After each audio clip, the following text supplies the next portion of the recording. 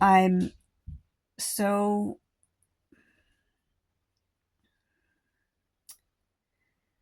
I don't know, I'm addicted to him.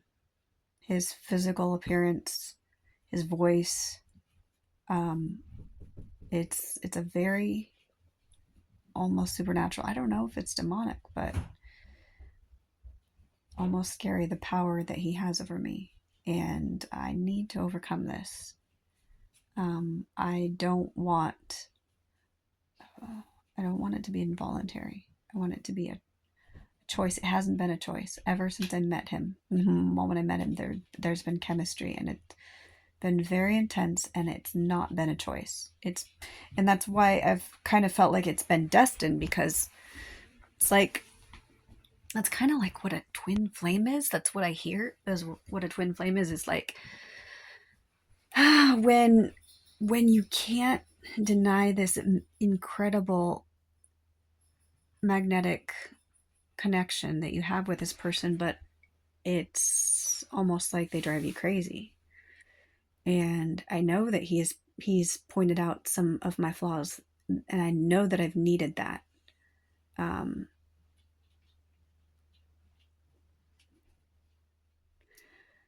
See, I can still be angry at his shadow self and like literally just hate his guts.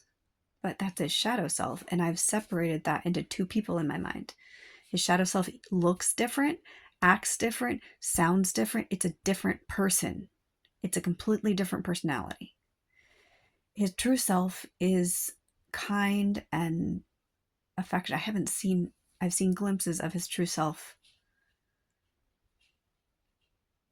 recently, but like not really. It's just a little fraction of his true self. I haven't really seen his true self in a very long time. But what I did see, I fell in love with. And that's who I'm addicted to. I'm not addicted to his shadow self. I'm not addicted to, I don't know, there's all kinds of things that psychologists say about codependent relationships and love addiction. And I mean, they say that people who are codependent are always attracted to people who are avoidant. And it's like, what the fuck? That's stupid. Like, maybe other people, but that's got to be like, I don't know. It's definitely not me. I have always wanted another codependent. And when I saw his potential to be a codependent, I was just like I say, it was heroin to me.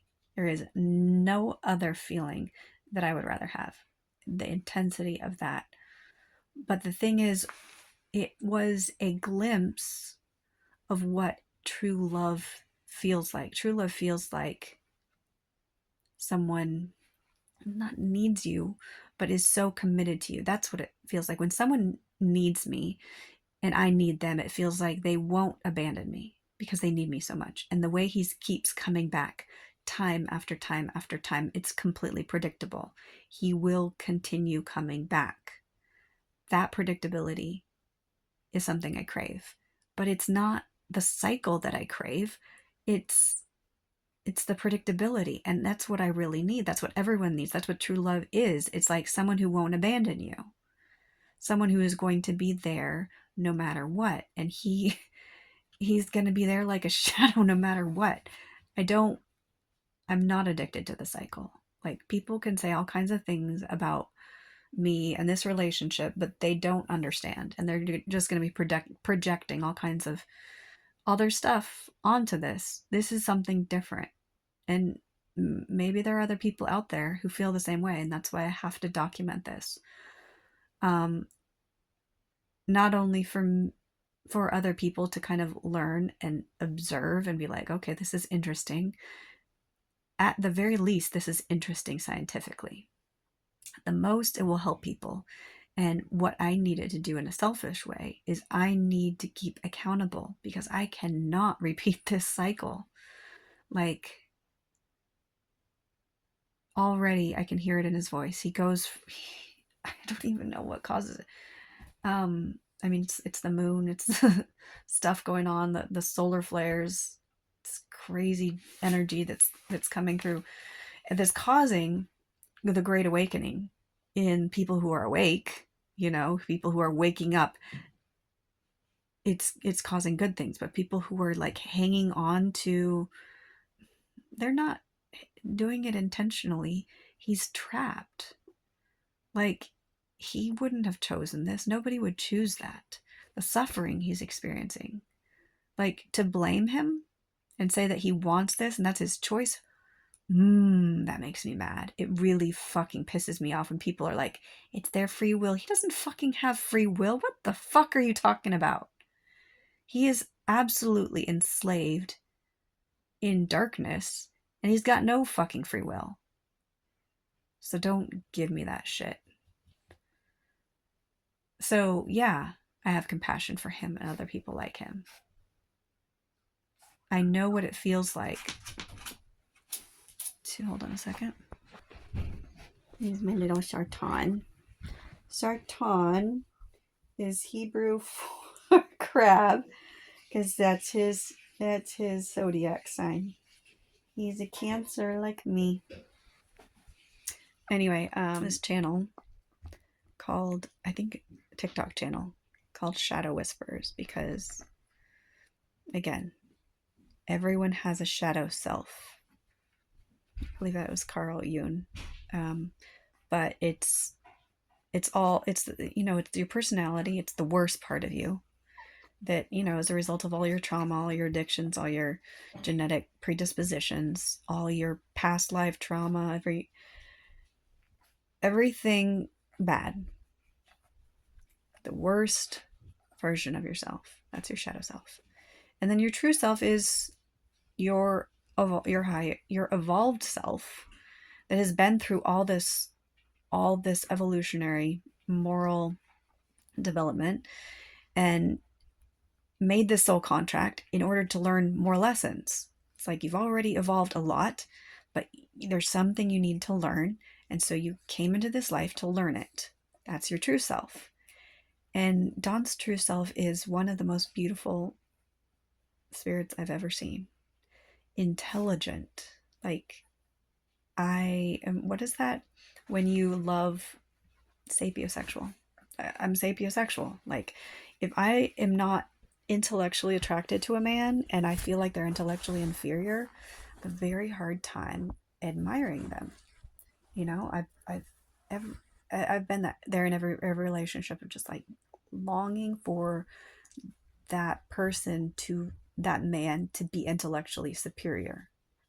And he always projects onto me like, oh, you hate that I'm so determined and you don't want me to be successful, and that's why you're always discouraging me, and you don't want me to be smarter than you because you need to be in control and you need to feel superior. And it's like, he doesn't.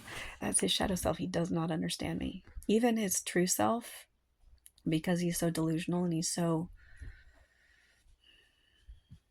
he hasn't seen the real me really fully ever, probably.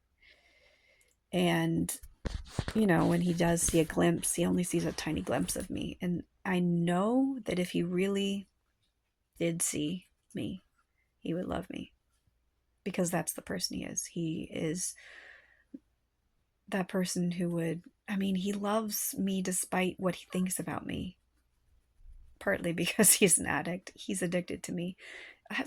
We have to be twin flames. There's no other explanation to our absolute addiction to each other. We just can't stay apart. But I have got to be the stronger person this time.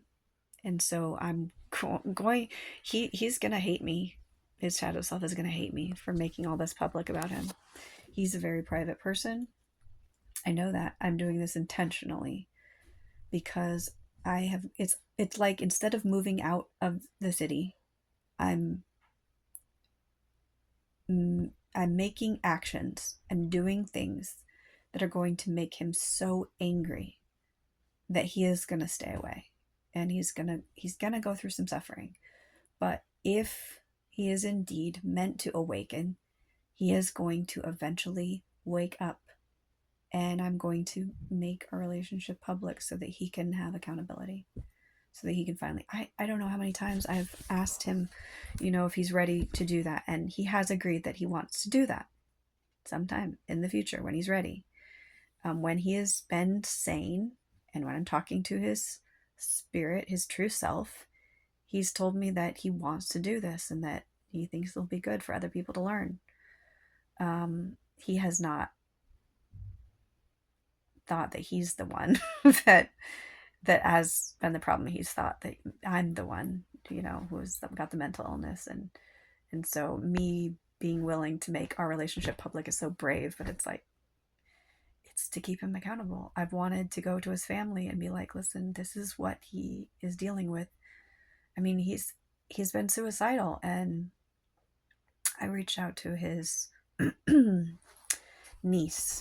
I'm like, I need to get a hold of his mom and his younger sister. She's like, well, I don't have their number, but I have my mom, and that's his half sister. And I'm like, I don't want his half sister's number. He doesn't feel close to her, but that's all I had. So I called her and I said, listen, I really need his mom's number and his younger sister's number. And she's like, well, I'm the one who took him to the hospital last. I'm like, I don't care. I need to talk to them. And she's like, well, they don't want to give out their number, and I'm not going to give you their number. And I'm like, okay, wow. And I'm like, can you at least tell them I'm trying to contact them? And she's like, okay. And then she called him, that bitch, and asked how he was doing. And of course, he, made the connection. No, that's right. He didn't make the connection quite, but he told me that she was calling, and I was like, shit. So I called her and I'm like, listen, did you call him? Because that was a huge breach of my trust, and you need to have more tact and more wisdom, because he's very fragile and you could really push him over the edge. And she got mad and hung up on me, and then called him back and like said a bunch of stuff about me. So he knew I called her. And so, yeah, wow. Talk about idiotic. Yeah, so some people just have very little discernment and way too much ego, and she calls herself Christian. Like, what a hypocrite. So, yeah. I'm not afraid to call people out. Like, when you do really selfish, egotistical, fucked up shit, you're gonna get called out. I don't give a fuck. Um, I love everyone, but if your shadow self is being selfish, yeah, no. I love people's spirit and their true self, and I want to see people's true self, but sometimes they need accountability for their actions that their shadow self commits. And I'm going to be just as transparent. Like, when I'm publicizing my relationship with Don, it's going to be airing out my own mental illness. Like, there's a lot of there's a lot of pathetic shit there. And so a lot of stuff I'm not proud of, but that is how we grow, is by being completely transparent and authentic, and taking accountability and facing our flaws and growing.